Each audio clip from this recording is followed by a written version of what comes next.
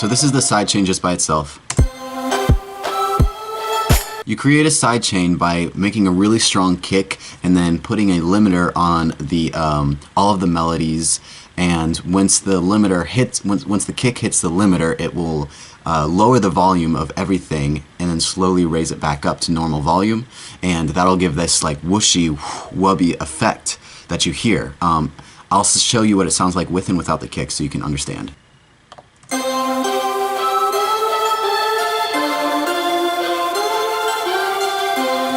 With the kick.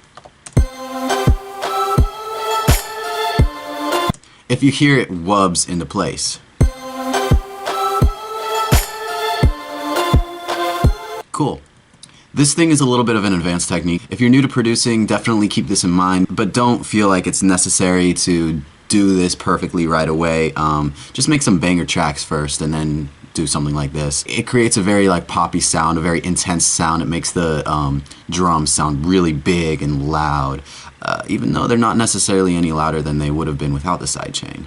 So what I do is I create another channel and I just call it Sidechain. As you can see, I'm very color coordinated because sometimes projects can get pretty big and I just need to keep it very together, or else like I'll lose track of what's going on. So what I do is I send pretty much all of the melody effects that I want to be affected by the sidechain to the sidechain mixer, and then I cut them out of the main master so that it doesn't sound if the sidechain is muted. First things first is you get your limiter and then you put up the settings. This gain knob turns up the volume of the whole thing, and it's shown by this purple line right here. The green line is the 0 dB spot. This blue line is the threshold for where the effect starts taking place. So let's listen and watch. See the white line that goes up, up, up, up? It like goes down steep and then slowly goes up. That's the volume being affected by the limiter. Alright, I have it paused so now we can look at it a little bit more clearly. What happens is when you send the kick in, it will it'll hit that really loudly, go above the threshold, and once it goes above the threshold, it will drop down the volume and then slowly raise it back up. And you can achieve that effect by like fine-tuning it and knowing what all the knobs do and just like playing with it until it gets to the right levels. Each song is constructed a little bit differently, so all the levels are going to be slightly different, and this kind of stuff needs a lot of fine-tuning to get to the desired effect.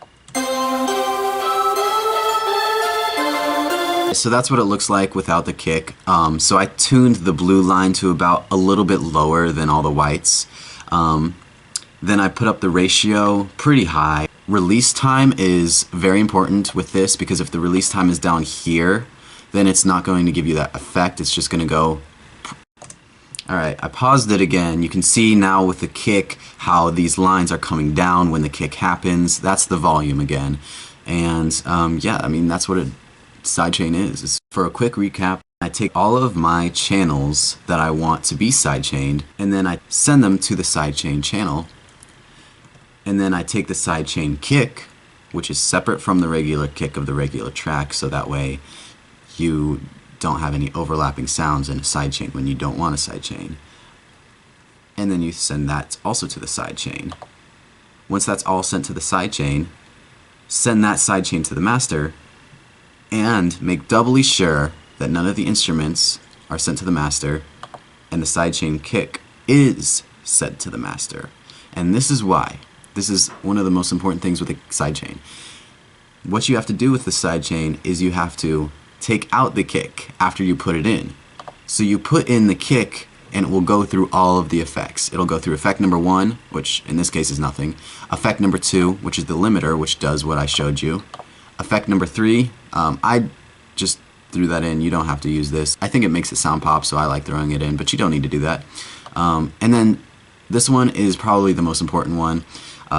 Cut out the low end where the kick resonates. Just completely cut it out because you don't want the kick to sit through, because then it will sound distorted and weird and it wouldn't give the desired effect. It would be like the kick is turning itself down, which doesn't make the kick sound strong. It makes it sound weak. It makes the whole track sound weak and poorly mastered. So it's important that you cut this out.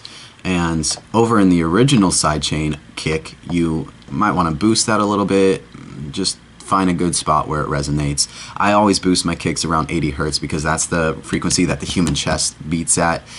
So when you hear this in a live setting, it'll be like boo, boo, boo. I will show you what those two equalizers do and look like side by side. So this top one is the kick by itself. This bottom one is the kick on the sidechain.